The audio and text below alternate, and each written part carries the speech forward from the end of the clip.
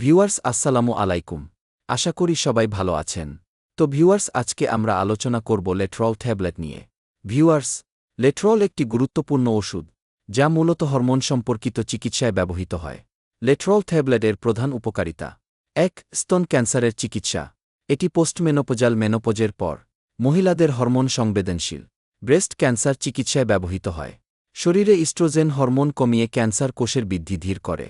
২. বন্ধ্যাত্ব ইনফার্টিলিটি চিকিৎসা। যেসব মহিলার ডিম্বস্ফোটন ঠিকমতো হয় না, তাদের ক্ষেত্রে ব্যবহার হয়। ডিম্বাণু তৈরি হওয়াতে বাড়াতে সাহায্য করে।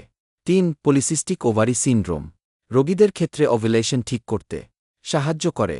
মাসিক চক্র স্বাভাবিক করতে সহায়ক হতে পারে।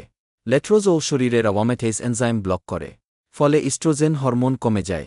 কম ইস্ট্রোজেনের কারণে শরীর বেশি ফেস হরমোন তৈরি করে ডিম্বাণু তৈরি বাড়ে। পার্শ্ব প্রতিক্রিয়া: মাথা ঘোরা, ক্লান্তি, হট ফ্ল্যাশ, গরম লাগা, বমিভাব, জয়েন্ট পেইন, মাঝে মাঝে মাথা ব্যথা।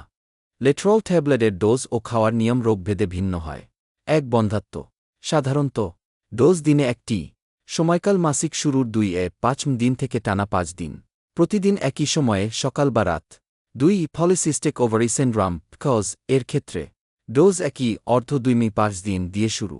যদি কাজ না করে, পরবর্তী সাইকেলে ডোজ বাড়ানো হতে পারে।